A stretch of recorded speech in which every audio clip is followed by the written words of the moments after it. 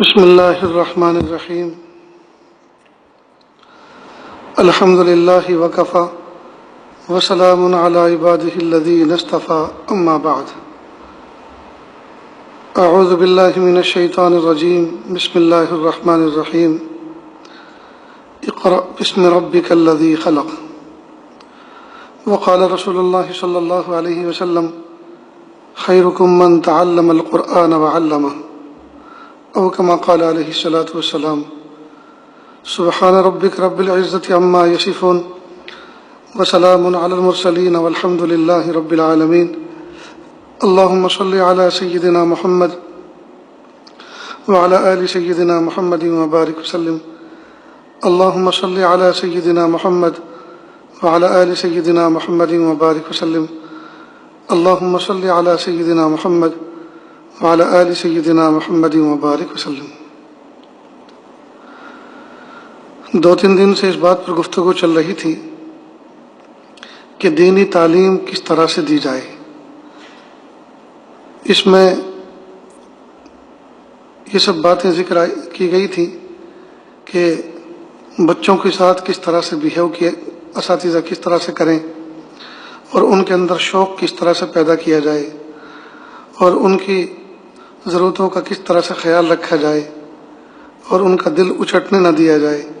ایسا نہ ہو کہ وہ عصری تعلیم اور دنیاوی تعلیم کے لیے تو رغبت کے ساتھ جائیں اور ہمارے مس بیہیو کی وجہ سے دینی تعلیم حاصل کرنے سے وحشت کرنے لگیں۔ ان سب امور پر گفتگو ہوئی تھی۔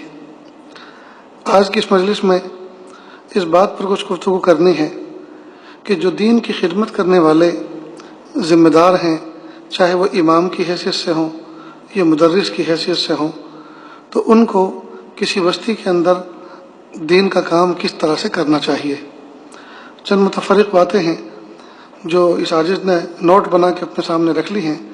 انشاءاللہ یہ چیزیں آپ کے سامنے عرض کی جائیں گی، اللہ کرے کہ یہ نافع ہوں۔ دین کی خدمت کرنے والے ایک ہوتے ہیں امام، ایک ہوتے ہیں مدرس۔ جو بھی ہو اس کو چاہیے کہ اللہ کے رضا کی نیت کرے، بغیر اس کے نہ دنیا میں نفع ہوگا نہ آخرت میں، خسرت دنیا والآخرہ۔ کئی مرتبہ طالب علم فارغ ہو جاتا ہے، دین کی نسبت اس کو حاصل ہو جاتی ہے، عالم کے لقب سے وہ پہچانا جاتا ہے، اس کی پہچان علم اور عالم بن جاتی ہے، یہ وہ امام بن جاتا ہے۔ اب ان خدمتوں سے وابستہ ہونے سے پہلے بندے کو چاہیے کہ وہ نیت خالص کرے، پیارے اللہ میں آپ کی رضا کے لیے مدرس بن رہا ہوں، آپ کی رضا کے لیے میں لوگوں کو نماز پڑھا رہا ہوں، میرے اس عمل کو آپ قبول فرمائیے۔ جس زمانے میں اسلامی حکومتیں تھیں تو اسلامی حکومتوں کی ذمہ داری تھی کہ وہ مدارس اور مساجد کے انتظامات کی نگرانی کریں، کفالت کریں، اور ائمہ مساجد اور مدارس کے اساتذہ کی تنخواہوں کا بندوبست کریں۔ لیکن جب یہ نظام نہیں رہا تو اب امت کی ذمہ داری ہے کہ جو اپنے آپ کو فارغ کیے ہوئے ہے آپ کی نمازیں پڑھانے کے لیے، آپ کے بچوں کی تعلیم پڑھانے کے لیے، اس کو بھی تو جینا ہے، اس کو بھی تو اپنے بچوں کو پالنا ہے، اس کے تو بیوی بچے ہیں، اس کے بھی تو ماں باپ ہیں۔ تو اگر وہ یہ کام نہ کرے تو ان سب کی کفالت کے لیے وہ کوئی دوسرا کام کرے گا۔ اب جب وہ دوسرا کام نہیں کر رہا کفالت کے لیے اور دین کے شعبے سنبھال رہا ہے تو کفالت ہوگی کیسے؟ لہذا مسئلہ بنا اور علماء کرام نے فتویٰ دیا کہ امامت اور تدریس پر تنخواہ لینا جائز ہے۔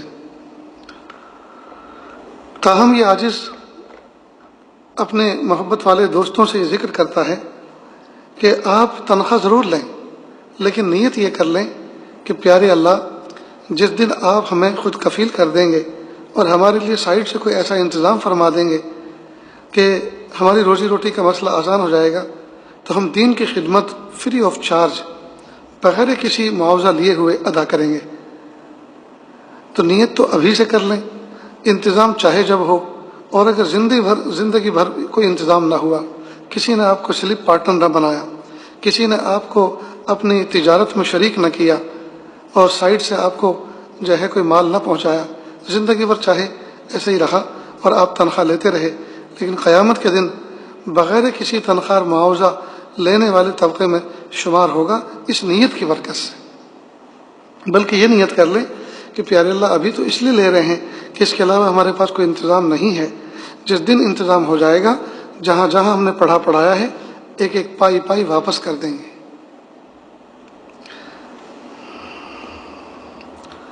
تو اگر ہم نے اپنی نیت خالص نہ کی اللہ کی رضا کے لیے تو ظاہری بات ہے کہ اس راستے میں ایک تو معاوضہ بہت کم ملتا ہے، تو دنیا کا بھی نقصان، اور نیت نہ ہونے کی وجہ سے یا نیت خراب ہونے کی وجہ سے آخرت میں بھی کچھ نہیں ملے گا۔ تو خسرت دنیا والآخرہ، دنیا اور آخرت دونوں ہی جگہ ناکامی ہوگی، اور یہ دوہری ناکامی بڑی ناکامی، اللہ حفاظت فرمائے۔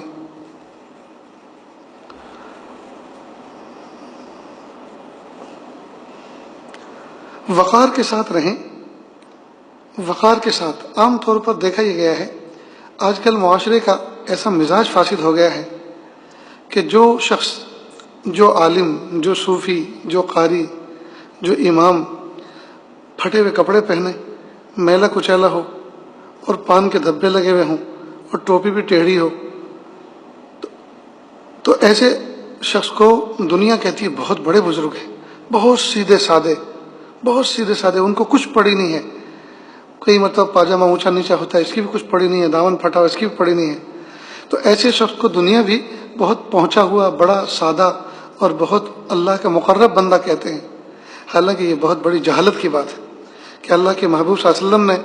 ہمیں اس طرح سے رہنے اور زندگی گزارنے کا سلیقہ بتایا ہے کہ ہم الول جلول رہیں، ہم اپنے پاجامے کے پائنچوں سے بھی واقف نہ رہیں، ہم اپنے دامن کی صفائی ستھرائی کا بھی خیال نہ رکھیں، جس دین میں محبوب صلی اللہ علیہ وسلم نے فرمایا الطہارۃ نصف الایمان اور نظافت شطر الایمان، اور کما قال علیہ الصلوۃ والسلام، صفائی تو آدھا ایمان ہے اور نظافت و صفائی ستھرائی تو آدھا نصف ایمان ہے، جس کے بارے میں یہ کہا تو کیا اس دین کے ماننے والے، اس دین کے پیروکار اس طرح سے رہیں گے؟ لہذا بالکل نہیں، صاف ستھرے رہیں، بالکل افضل کنڈیشن میں رہیں۔ ایسا نہ ہو کہ مقتدی تو دلہے بن کر آئیں اور امام صاحب جو ہیں وہ بالکل پیون بن کر اور بھکاری بن کر اور فقیر اور درویش کے انداز میں کھڑے رہیں۔ لہذا اپنی ثقافت اور وقار کو باقی رکھیں۔ اسی طرح جس جگہ بھی امامت کر رہے ہیں یا تدریس کر رہے ہیں، اس بستی میں رہنے والوں کے ساتھ، کچھ لوگوں کے ساتھ ملنے جلنے کا معمول نہ بنائیں۔ چند لوگوں کے ساتھ آپ جو دوستی کر لیں اور دوسروں کو نظر انداز کریں تو اس سے آپ پارٹی کا ایک حصہ بن جائیں گے۔ کہو کہ جن لوگوں کے ساتھ آپ نے نشست و برخاست شروع کی ہے، اٹھنا بیٹھنا شروع کیا ہے، وہ جو ہے کوئی باعزت لوگ نہ ہوں، ان کے پیشے بھی جو ہے معتبر نہ ہوں، اور وہ لوگوں کی نظر میں شک کی نظر سے دیکھے جاتے ہوں۔ اب آپ ان سے جب جڑیں گے تو آپ کو بھی اسی کیٹیگری میں لوگ ڈال دیں گے، لہٰذا آپ ان کے سمجھے جائیں گے۔ تو چند لوگوں کے ساتھ میں اس طرح گھلنا ملنا کہ لوگ ہمیں یہ سمجھیں کہ ہم ان کے پارٹ ہیں، ہم اسی کا جز ہیں، یہ ٹھیک نہیں ہے۔ ملیں جلیں سب سے یکساں، ہر آدمی کو یہ لگے کہ امام صاحب، استاد صاحب، قاری صاحب ماشاءاللہ بڑے بااخلاق ہیں، ہم سے ایسی محبت کرتے ہیں کسی دوسرے سے کرتے ہی نہیں ہوں گے۔ ہر آدمی کو تصور ہو کہ مجھ سے محبت زیادہ کرتے ہیں۔ اسی طرح کسی کے گھر میں اٹھنے بیٹھنے کا معمول نہ بنائیں، اس میں بہت سارے فتنے بھی ہیں، اس لیے کہ کئی مرتبہ جب آپ کسی کے گھر میں جائیں گے تو ہو سکتا ہے وہاں کی عورت جو ہے بے تکلف ہو جائے اور وہ بے پردہ آپ کے سامنے آنا شروع ہو جائے، اور پھر نفس و شیطان ساتھ لگا رہتا ہے اور آپ کو بھی ان میں دلچسپی ہونے لگے۔ اور آج کے دور میں پھر یہ فون ہے، اللہ حفاظت فرمائے، تو جو ملاقات دو بدو ہوتی ہے وہ تو ہے ہی، اس کے علاوہ حجرے میں آ کر، مسجد میں آ کر یا مدرسے کے کمرے میں آ کر پھر ان کے ساتھ جڑے ہوئے ہیں، اور دیکھنے سے شوق سے پیدا طلب۔ اب یہاں سے پھر آگے ایک سلسلہ لامتناہی ہوتا ہے جس سے جان چھڑانی مشکل ہوتی ہے۔ تو اس میں بہت سارے فتنے ہیں، تو کہ کسی کے گھر میں اٹھنے بیٹھنے کا معمول نہ بنائیں۔ اگر آپ امام ہیں تو اوقات کی پابندی کا پورا خیال رکھیں، ایسا نہ ہو کہ مصلی حضرات مسجد میں بیٹھ کے پیچھے کو دیکھ رہے ہیں اور امام صاحب غائب ہیں۔ نیز نماز کے وقت فون بند رکھیں اہتمام کے ساتھ، اگر ایک مرتبہ بھی بج گیا تو لوگوں کے اندر بڑی کرکری ہو جائے گی، اور لوگ جو ہیں اس بات کو اور اس کو موضوع بنا کر نہ جانے کہاں کہاں بیٹھ کے تذکرہ کیا کریں گے کہ ہمارے امام صاحب تو اس طرح سے رنگ رکھتے ہیں اور فون چالو رکھتے ہیں۔ نیز اپنے مقتدیوں کی رعایت کر کے نماز پڑھائیں۔ مقتدیوں میں کوئی بیمار ہے، کوئی پریشان ہے، تو آپ ہلکی پھلکی نماز اس کی رعایت کر کے پڑھائیں۔ ایسا نہ ہو کہ آپ اتنی لمبی نماز کی نیت باندھیں کہ وہ پیشابی کرتے ہو جائیں۔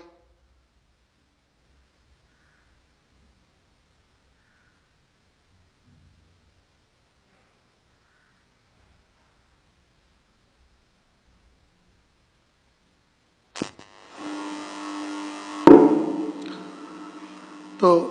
مقتدیوں کی رعایت کر کے نماز پڑھائیں۔ کسی نہ کسی نماز کے بعد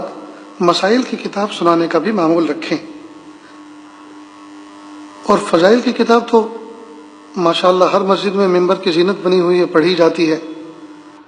لیکن فضائل جب معلوم ہو گئے، ہم کو فضیلت معلوم ہو گئی، تو اس فضیلت پر عمل بھی تو کرنا ہے۔ تو عمل کا طریقہ کیا ہے؟ تو جب تک مسائل معلوم نہیں کریں گے تو اس کو عمل کریں گے کیسے؟ لہٰذا مسائل کا معمول، اس کے لیے بہترین کتاب حضرت تھانوی رحمۃ اللہ علیہ کے بہشت زیور ہے۔ آج کل اس بہشت زیور کو جو ہے بہت اچھے انداز سے بھی مرتب کیا گیا ہے پڑوسی ملک میں، جو ہندوستان میں بھی چھپ رہا ہے، اور اس میں کیونکہ حضرت تھانوی رحمۃ اللہ علیہ نے عورتوں کو سامنے رکھتے ہوئے یہ جو ہے کتاب تیار کی گئی تھی، لہٰذا عورتیں مخاطب تھیں، لیکن ضرورت اس کی مردوں کو بھی بہت ہے، لہٰذا اس میں جہاں عورتوں کے مسائل تھے ان کو ایک طرف کر دیا ہے، اور جو مردوں کے مسائل تھے ان کو ایک طرف کر دیا ہے۔ تو بہشت زیور رکھے تو اس سے تو بہتر بات ہی کوئی نہیں ہو سکتی، بہت ہی اچھا۔ اس کے علاوہ آپ کے مسائل، ان کا حل حضرت مولانا تقی عثمانی صاحب کی ہیں، دامت برکاتہم کی، وہ ہیں، اور اسی طرح اور بھی پھر جیسے جیسے علاقے کے اندر ضرورت ہو، مثال کے طور پہ کپڑے کے تاجر بہت ہیں، کپڑے کی تجارت میں جو گڑبڑیاں ہوتی ہیں تو ان مسائل کو الگ سے کتاب میں نشاندہی کر کے ان کو سنا دے۔ اگر مثال کے طور پہ محلہ قریشیان ہے، جہاں گوشت وغیرہ ذبح کرنے والے لوگ زیادہ رہتے ہیں، تو ذبح کے جو مسائل ہیں ان کا زیادہ جو ہے اس میں گڑبڑی ہوتی ہے، تو بالخصوص وہاں جو غلطیاں ہوتی ہیں ان کو پن پوائنٹ کر کے ان کو شریعت کی روشنی میں واضح کریں۔ اسی طرح اور بہت سے لوگ بہت سے پیشے سے وابستہ ہوتے ہیں، اس پیشے سے متعلق اسلام کے جو احکامات ہیں ان کو سنانے کا معمول بنائیں، کبھی ان کو بھی سنا دیں۔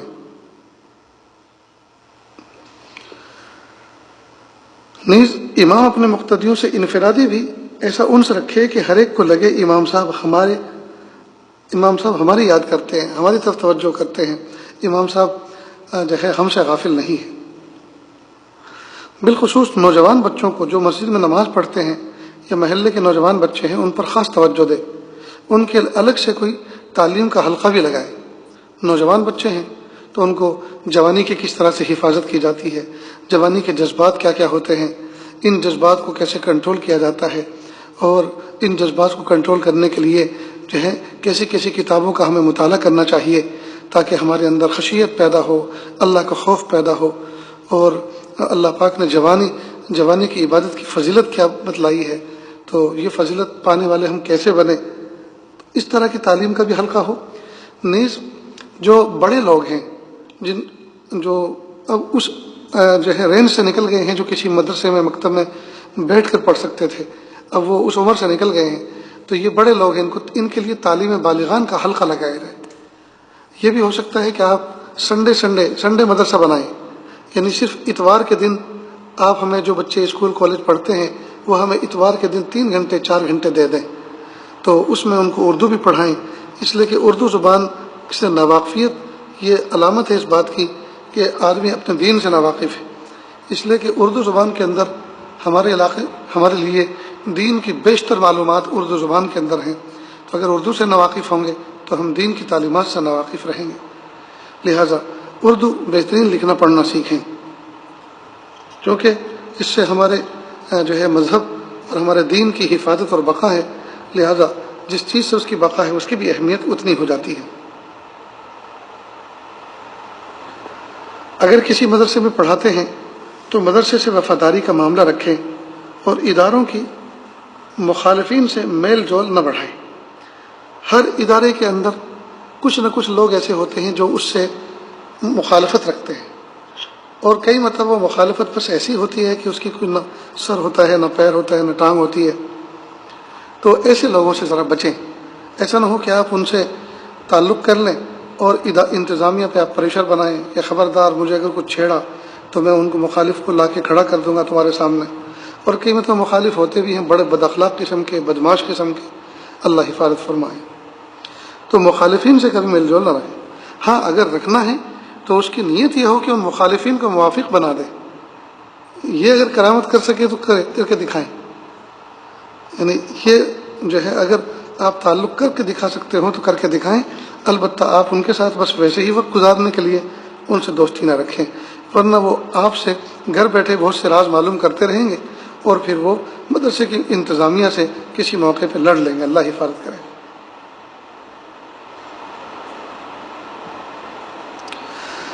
جب کسی منتظمین میں سے کسی کی بات ناپسند ہو تو احسن طریقے سے یہ تحریر کے ذریعے سے معاملہ ذکر کر دے۔ مثال کے طور پہ محتم صاحب ہیں یا ناظم صاحب ہیں یا کوئی بھی آپ کے نگراں ہیں، تو ان کی بات اگر کوئی غیر شرعی ہے یا غیر منصفانہ ہے تو آپ بہت احسن طریقے سے، بہت اچھے انداز میں آپ ان کے سامنے وہ بات کو رکھیں، اور زبان سے بولنے کی ہمت نہ ہو تو تحریر میں، اور تحریر میں پورے ادب کا، سامنے والے کی وقار و عزت کا خیال رکھتے ہوئے وہ تحریر لکھیں اور کہیں کہ بس یہ اللہ کے لیے، اللہ کی رضا کے لیے میں نے آپ کو یہ تحریر دی ہے، اس میں آپ کو رسوا کرنا یا شرمندہ کرنا یا یہ بات مجھے کسی اور کے سامنے کہنا یہ ہرگز مقصود نہیں ہے۔ اسی طرح کئی مرتبہ کسی مسجد میں یا کسی ادارے میں رہتے رہتے زمانہ گزر جاتا ہے، لیکن کچھ حالات پھر ایسے آنے شروع ہو جاتے ہیں کہ وقت گزارنا مشکل ہو جاتا ہے، تو جب تک برداشت کر سکے کریں، اس لیے کہ جیسے کل بھی کہا تھا کہ عربی کا محاورہ ہے، مقولہ ہے، لِكُلِّ شَيْءٍ آفَةٌ وَلِلْعِلْمِ آفات۔ ہر کام کے لیے تو ایک مصیبت ہوتی ہے، لیکن علم دین کی خدمت کرنے والوں کے لیے اور پڑھنے پڑھانے والوں کے لیے سینکڑوں مصیبت ہوتے ہیں۔ مثلا یہاں متولی یا محتم جو ہے اس کے ساتھ بن نہیں رہا، تو آپ جائیں گے کسی اور جگہ پر، ہو سکتا ہے وہاں کا محتم متولی بہت اچھا ہو لیکن وہاں کی پبلک اور مصلی اور مقتدی اچھے نہ ہوں، یہ دونوں اچھے ہوں تو وہاں کا آب و ہوا اچھی نہ ہو، یہ تینوں اچھے ہوں تو وہاں کھانا وقت پہ مناسب نہ ملتا ہو، تو یہ کوئی نہ کوئی تکلیف ہوگی۔ تو اس لیے آپ برداشت کرتے رہیں، اللہ سے دعا بھی کرتے رہیں، صبر کریں، اس پر اجر بھی ملے گا اور اللہ تعالیٰ اس کی برکت سے آگے راستے بھی کھولیں گے۔ لیکن جب بات حد سے آگے بڑھ جائے اور برداشت نہ ہو تو پھر یاد رکھیں، ملک خدا تنگ نیست پائے مارا لنگ نیست۔ اللہ کی سرزمین چھوٹی نہیں ہے اور ہمارا پیر لنگڑا نہیں ہے، چلے جائیں، بالکل دل برداشتہ نہ ہو، بس سوچیں کہ میرا رزق اللہ پاک نے اتنے ہی دن یہاں مقدر فرمایا تھا، اب میرے اللہ نے کسی اور جگہ مقدر فرمایا ہے۔ کئی مرتبہ بہت سے قابل لوگ اداروں کے اندر ہوتے ہیں اور ادارے کی کچھ لوگ ان کے پیچھے پڑ جاتے ہیں، یہاں تک کہ ان کو ادارہ چھوڑنا پڑتا ہے اور ادارہ ایک بہت مخلص آدمی سے محروم ہو جاتا ہے۔ تو بظاہر جو ادارہ چھوڑ کے جاتے ہیں ان کے جو چاہنے والے، محبت والے ہیں، ان کو بہت فیل ہوتا ہے، محسوس ہوتا ہے کتنا کام کا آدمی چلا گیا اور لوگوں نے ان کو جینے نہیں دیا، کام کرنے نہیں دیا۔ لیکن کئی مرتبہ وہ چلے تو گئے، بظاہر ادارے کا نقصان ہوا، لیکن اللہ پاک ان سے ایسا بڑا کام لیتے ہیں کہ ادارے والے دیکھتے رہ جاتے ہیں۔ حالانکہ اس وقت مخالف تو خوش ہوتے ہیں، اچھا اس کا پتہ کٹ گیا، اچھا ہے اب یہ ختم ہو گیا، اب یہ کہیں جینے کا نہیں رہا، اب دیکھیں گے یہ کیسے کھاتا ہے، کیسے کماتا ہے، کیسے گزارتا ہے، ہمارے یہاں بڑے مزے میں تھا۔ لیکن حقیقت یہ ہے کہ اللہ پاک نے وہ حالات اس لیے پیدا کیے کہ اگر یہ حالات پیدا نہ ہوتے تو الگ سے جو بڑا کام لینے والے تھے وہ اس کا موقع نہ ملتا۔ تو کئی مرتبہ یہ تبدیلی اور یہ انتقال اور یہ ایک جگہ سے دوسری جگہ منتقل ہونا بہت بڑی صالح تبدیلی کا باعث بن جاتا ہے۔ پھر جب یہ آدمی کوئی ادارہ بناتا ہے یا کوئی تنظیم کھڑی کرتا ہے یا دین کا کوئی شعبہ قائم کرتا ہے تو وہ سابقہ ادارے کے اندر رہتے ہوئے جو کچھ تجربات حاصل ہوئے ہیں ان تمام کی روشنی میں بہت ہی شاندار انتظام کرتے ہیں۔ اب سوال یہ پیدا ہوتا ہے کہ جب کسی ادارے کو چھوڑنا ہی ہے تو اب کس طرح سے چھوڑیں؟ کیا لڑ کے چھوڑیں اور جب جائیں تو کوئی تحریر میں ایسی گالی والی لکھ کے جائیں تاکہ ان کے 14 طبق روشن ہو جائیں کہ انہوں نے مجھے کیا پریشان کیا، میں بھی ایسا لکھ کے جاؤں گا کہ ان کے جو ہے سر کے بال کھڑے ہو جائیں گے۔ تو اب استعفے دینے کی باری آتی ہے، تو استعفیٰ دینے میں ہرگز آپ کمیوں کو اجاگر نہ کریں۔ وجہ اس کی یہ ہے کہ آپ نے تو جب دوران خدمت جو تکلیفیں اور پریشانی اور کمی تھی ان کی اصلاح کی آپ نے تو کوشش کی تھی نا، تحریر بھی لکھ کے دی تھی اور ان سے براہ راست بھی بات کرنے کی کوشش کی تھی۔ تو جب وہ اس پہ نہ سدھرے تو اب کیا آپ کے استعفے میں جو آپ گالیاں دے کر یہ سخت و سست بات لکھ کر جائیں گے تو کیا اس کو وہ اپنے لیے صحیفہ اور ایسا جو ہے پیغام سمجھیں گے کہ یہ ہمارا مسئلہ ہے؟ کبھی بھی نہیں سمجھیں گے۔ لہذا اور چونکہ استعفیٰ نامہ یہ فائل ریکارڈ ہوتا ہے،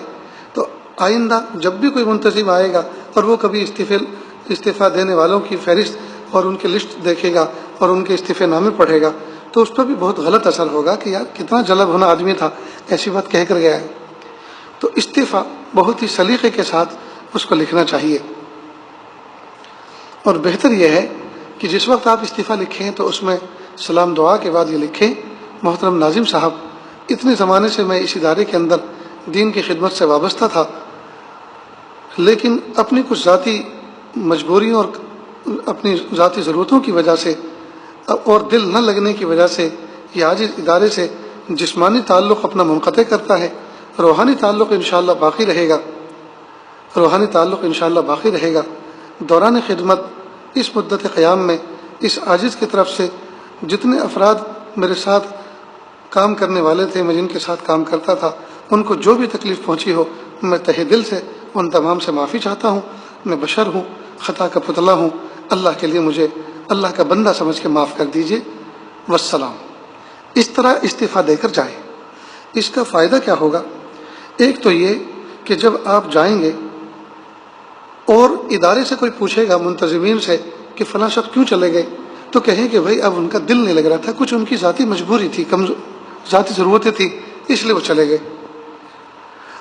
دل نہ لگنا یہ ایک ایسا عذر ہے کہ اس پر کسی کا کوئی بس نہیں چلتا۔ اگر آپ نے بالفاظ دیگر اس میں کچھ تنقیدیں کی، برائیاں کی، تو اب جب کوئی آدمی پوچھے گا محتم صاحب سے کہ وہ کیوں چلے گئے، تو محتم صاحب جو ہیں جب دیکھیں گے کہ بھائی جب یہاں وہ ایسا لکھ کر گئے ہیں، اب یہ آدمی اگر ان سے جا کے پوچھے گا تو وہ اور زیادہ بڑھا چڑھا کر بتائے گا، تو محتم بھی کچھ نہ کچھ ویک پوائنٹ نکال کے آپ کے رکھے گا تاکہ کوئی بھی آنے والا پوچھے تو کہے کہ بہت خراب آدمی تھا، بہت غلط آدمی ہمارے پلے پڑ گیا تھا، اچھا ہوا چلا گیا، اور اس کے اندر یہ کمی تھی، یہ کمی تھی، ہمیں تو یوں کہتا تھا ایسا کر ایسا کر، اور خود کے اندر یہ کمی تھی اس کو نہیں دیکھتا تھا۔ تو اس سے اچھا خاصا مخالفت کا اور فضا کی جو ہے آلودگی کا جو ایک ماحول بنے گا۔ تو ہرگز اس میں سخت و سست لکھ کے نہ جائیں، تنقید کر کے نہ جائیں، بلکہ جو مضمون اس عاجز نے بتایا اس طرح سے لکھ دیں تو اس میں طرفین کی عزت پہ پردہ رہ جائے گا۔ نیز آج یہ محتم ہیں جن سے آپ کی نہیں بنی، ہو سکتا ہے اگلی مرتبہ جب آپ آئیں تو کوئی محتم دوسرے ہوں، تو آپ جب جائیں گے تو آپ ایسا کچھ لکھ کر نہ جائیں کہ دوبارہ واپس لوٹ کر آنے کا موقع آپ کو نہ رہے، یا آپ کے قدم واپس نہ آ سکے۔ ہو سکتا ہے دوسرا محتم آئے تو آپ کو دوبارہ جوائن کر لے، لیکن یہ اس وقت کرے گا جب کہ آپ کوئی ایسی بات لکھ کر نہ جائیں۔ نیز آپ کے بچے چھوٹے ہیں، جب بڑے ہوں گے تو ان کو ادارہ قریب ہونے کی وجہ سے آپ کو پڑھانا بھی پڑے گا، اور اس وقت ہو سکتا ہے کوئی نظام بدلا ہوا بھی ہو، تو اگر وہ استعفیٰ نامے میں آپ سخت و سست بات لکھ کر نہیں گئے ہوں گے تو لوگوں کے سامنے وہ باتیں نہیں ہوں گی، تو آپ کے بچوں کو بھی عزت کی نظر سے دیکھا جائے گا کہ وہ یہ سابق مدرس کا بچہ ہے۔ کہیں ایسا نہ ہو کہ وہ تنقید کے الفاظ پکار کے کہے جائے کہ وہی جلب ہونا آدمی جو ہے اسی کا یہ بچہ ہے۔ تو ان چند باتوں کا امور کا خیال رکھنا چاہیے۔ بس یہ چند باتیں ذہن میں تھیں، اس عاجز نے پیش کی۔ اللہ کرے کہ جو نوجوان بچے خاص طور سے فارغ ہونے کے بعد کسی دین کی خدمت سے وابستہ ہوتے ہیں وہ ان باتوں پر دھیان دیں، اور خاص طور سے وہ تنخواہ کا جو معاملہ اس عاجز نے بتایا کہ جب ہماری نیت ہی یہ ہے کہ پیارے اللہ کوئی عافیت کے ساتھ دوسرا انتظام کر دے تو ہم دین کی خدمت کھلے دھلے انداز سے بغیر کسی تنخواہ کے لیے ہوئے کریں گے، تو جب نیت ہی یہ ہے تو پھر تنخواہ بڑھانے کا تو کوئی سوال ہی پیدا نہیں ہوتا۔ لہٰذا تنخواہ بڑھانے کا مطالبہ کرنا میں اپنے وجدان کے اعتبار سے مناسب نہیں سمجھتا۔ ہاں، انتظامیہ کو چاہیے کہ وہ اس کو بڑھائیں، وہ سوچیں کہ کیا ضرورت ہے، ان کا یہ کام ہے، لیکن ان کو چاہیے کہ وہ صبر کے ساتھ بس اللہ سے دعا کریں کہ پیارے اللہ آپ ہمارے لیے الگ سے کوئی انتظام فرما دیں۔ اللہ تعالیٰ کہنے سننے سے زیادہ عمل کی توفیق عطا فرمائے۔ وآخر دعوانا ان الحمد للہ رب العالمین. اللهم صل على سيدنا محمد وعلى آل سيدنا محمد وبارك وسلم. لا أحصي ثناء عليك أنت كما أثنيت على نفسك. رب اغفر وارحم وأنت خير الراحمين. حسبي الله لا إله إلا هو علیہ توکلت ہو رب العرش العظیم. اللہ جی ہم ظاہر میں آپ کے بندے، حقیقت میں نہایت گندے. اللہ ہمارے خلق پر رحم فرما. رب کریم جو وبا اس وقت پورے ملک میں پھیلی ہوئی ہے، پوری دنیا میں پھیلی ہوئی ہے، اے اللہ انسانوں کی سے حفاظت فرما اور انسانوں کو آپ کی قدرت پہچان کر زندگی گزارنے کی توفیق عطا فرما. یا اللہ جو بے گھر بے در بے سہارا ہیں ان کو سکون و سہارا عطا فرما، جو پریشان ہیں ان کی پریشانیوں کو دور فرما.